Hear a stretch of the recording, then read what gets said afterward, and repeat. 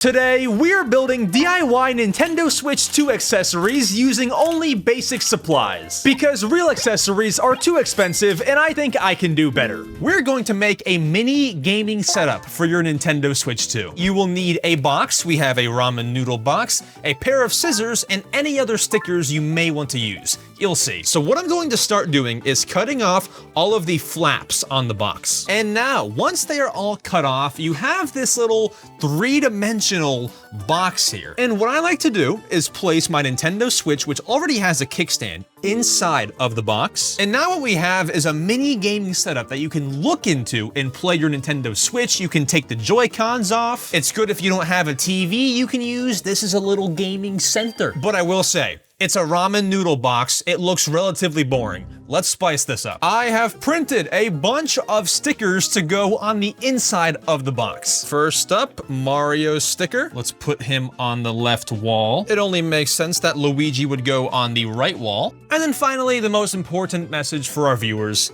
subscribe. And look at that. I mean, this is fun. This is something that I would have definitely made when I was younger. So I don't know. This one makes me feel cozy. I like it. It's a 10 out of 10, this one. Next up, we will be revolutionizing the way that you play Super Mario Maker 2 or any touchscreen Nintendo Switch game. In case you want to relive the good old days when the DS had a stylus. And all you need is tape, water, a pen, a Q-tip, and some aluminum foil, and this CNET guide that we are basing this stylus off of. Now, first things first, we are going to remove the ink from the pen, like so, and now it's gone. And then we're gonna put the pen back together, and now with the Q-tip, we are going to make one dandy little snip. So we're gonna go right here, just to leave a little bit of the non-Q-tip part right there. Then you're gonna take your little Q-tip snip and put it in the top of the pen and push down. It fits perfectly, just a lot of frizz and fuzz around here. And then we're going to cut a little bit of a rectangular piece of the aluminum foil, like so. And then all we do is wrap it around the Q-tip. And so from my understanding, this is gonna be transferring some electricity of some sort into the touchscreen with this aluminum foil. I am zero scientist. Just make sure that your wrap is tight. And then after you've wrapped it, here is where you can take some tape and just go ahead and secure that wrap onto the pen. Now, it looks a little funky, but all we gotta do now is just get some water onto the Q-tip, and this should now work as a touchscreen stylus. All right, just a little bit, just a little bit, just a little bit. Okay, that was a lot of bit. That should be fine though. And now, ensuring that our fingers are on the aluminum foil, this should work. A 3, a 2, a 1. Come on. Oh, it does work. Oh, look at that. Q-tip turns stylus. Look, I can make all these blocks on the screen. Now, you could buy a potentially better looking one, but we built this from scratch thanks to a CNET guide. Next accessory. I'm keeping this one though. Next up, we're gonna make this Nintendo Switch dock go from a boring little dock to something extremely stylish. So I brought back my cardboard display station. It is gonna get destroyed. So what I'm gonna do is I'm going to cut one of these cardboard flaps. And for me personally, because this box is so perfect, I'm gonna make a Shin Ramen dock cover.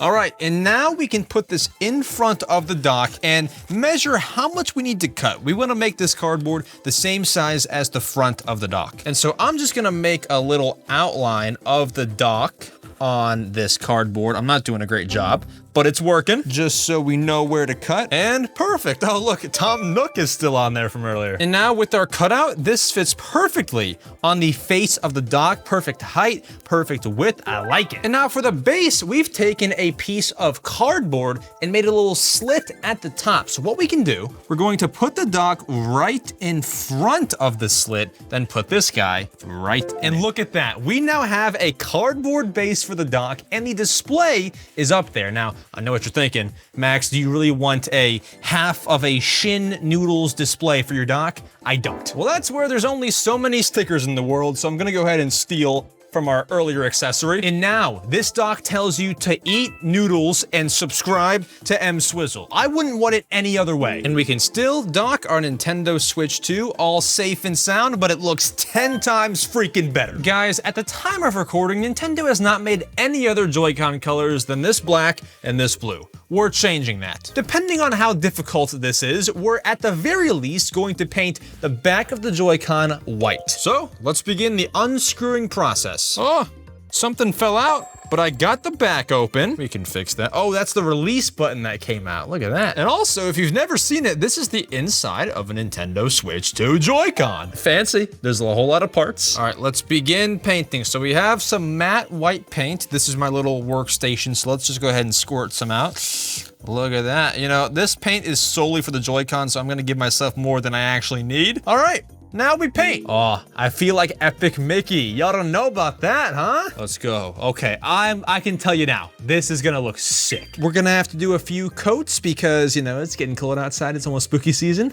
No, maybe, I don't know. And now I believe our paint job is just about done. We just have to let it dry, so we'll come back another day. And now, one day later, let's check on our white painted Joy-Con. I can grab it here, and we did a mid-level paint job, I will not lie to you, but it's all dry, and honestly, I don't hate it. Maybe hire a professional, but it's all done. Let's put our Joy-Con back together. And now the finished product. Black on the front, blue on the side, and white on the back. I call this a mighty success. You can do the front, you can do the buttons, make your whole Joy-Con a whole new color. Next accessory. Now, my friends, I have a Nintendo Switch problem. I have nowhere to put all of my Nintendo Switch and Switch 2 cartridges. Whatever will I do? Well, that's where this little toolbox comes in, a couple of sheets of foam, and some scissors. We will find a home for these Switch cartridges. So what we're going to do is I first want to attach these two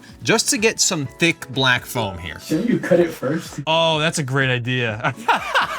Anywho, we'll just stick with this. It'll be fine. Cutting first is for the weak. Now, let's press them together, and we now have much thicker foam. And now let's do what I should have done first. Cut the foam to fit inside the box, which is falling over. And then once you've cut the foam to your toolbox size, you should have this, some thick foam that fits perfectly in your box. Nice and neat. Now what we're going to do is make little cuts in the foam that will hold the Nintendo Switch 2 cartridge upright. You heard me, it's not gonna go like this where it's flat. No, we think cooler over here. So there's our first cut. We can even go in for a second one. All right, and now one of your cuts should look something like this, and then as you can see, we'll take the Donkey Kong Bonanza cartridge. You can slot it right into there, and now it is standing upright. You can close up your little cartridge box, and you can shake it a little bit, and it's not falling down. You have Donkey Kong Bonanza preserved nice and safely, and when you open up the box, you can see it. And now I've made room for 3 different cartridges, all in my little case. I can close it up,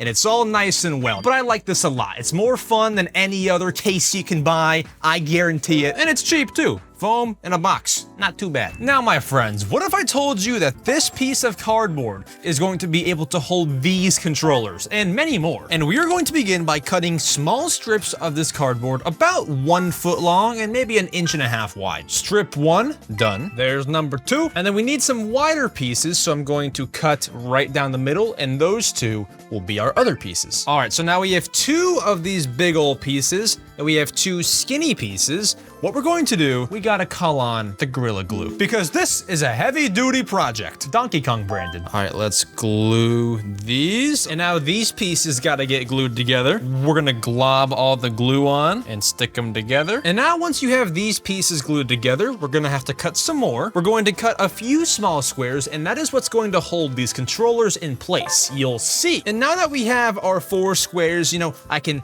throw them like I'm throwing some cash. These 2 all need to be glued together. So 2 squares on top of each other, glue them together. So these are going to hold up the controllers once they are mounted to our cardboard contraption. This will look better in the end, I promise. And now with all of our pieces, we're going to glue these 2 now thick squares onto our pole. So we're going to make one line of glue right here and put this on it. And then same thing for the other thick cardboard square. And now we just let them dry like this and we'll come back. Now that our super glue has dried and it looks like s'mores for whatever reason, here's what we have. We have this base here, which is actually where the controllers are going to go on. And this is the base, the platform of the controller stand. We're gonna put this piece kind of like this at an angle, and here are where the controllers will rest. But the only thing is we need something to support it, because if we lean this back at all, this is gonna fall over. All right, after many failed attempts, many super glue failures, and me not being good at gluing things for the life of me,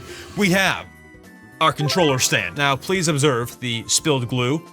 We could not do this smoothly, but it is a very smooth accessory. So look at this. We can now take our Nintendo Switch 2 controller and put it on the top, and it stays. And we can even take our Xbox controller and put it in here. And if we just get the right angle, if we didn't mess up with super glue, that'll also stay. And here is our not perfect controller stand, but the concept is still there. However, I'm gonna make this even more fun. All right, so what I have here are some googly eyes. I'm gonna get a couple out, and I'm just gonna have a little fun. I'm going to glue them on the side of my controller stand. There's one, and here is number 2. Just having a little bit of fun. I'm gonna draw my own little smiley face. You can get real creative when you make your own accessories. I'm gonna name him Filbert. And then on the other side, I bought some Halloween pins from Michaels. Let's go ahead and stick one of them in. There's one, and there is another. Oh no! And now, folks, our controller stand is fully complete. If I'm being honest, I couldn't be happier, and all we needed was some cardboard and glue. Just don't spill your glue, and you'll be all good. I'm keeping this one. Now, my friends, we're going to try to make a custom accessory that was made by Nintendo. They set all of this up, and it's a Paper Mario Thousand Year Door paper airplane. So I have my instructions here. We printed out the paper airplane. Now we're going to flip the printed side and start assembling. There's going to be a lot of folding involved, but we will get it done. And after a ton of folding, our Paper Mario paper airplane is done. I thought this would be a lot harder than it actually was, but no, Nintendo made some pretty detailed instructions. But the big test is gonna be how far it can fly. All right, let's go. Ready? 3, 2, 1. You know, it has some weight to the tip. It didn't hit our camera, so that's actually great. All right, let's give it one more go. You all can't see it, but it went about maybe 12 feet in front of me. Not astronomical flight from the Paper Mario airplane, but I will say the design. We have Mario. I've not played in forever. That's Goombella, right? Not too bad. Now, my friends, do you have a boring way to display all of your Nintendo Amiibo figures? Good, because now I'll show you how to escape that. And all we need is a big old foam board. Doesn't even need to be this big. Your Amiibo, and a pair of scissors. Oh, also maybe some Elmer's glue. So what I'm going to do is cut some thin little strips of this foam board. And now that we have 3 foam board strips, admittedly not the cleanest, maybe you don't want to use foam board, that's fine. Now what we're going to do, I have an idea, but I want to try something to see if we can get out by doing this a simpler way. So if we make a little standee like that and do it on this side too, does it work? Maybe. Let's put some Amiibo on. Why is it scooting slowly?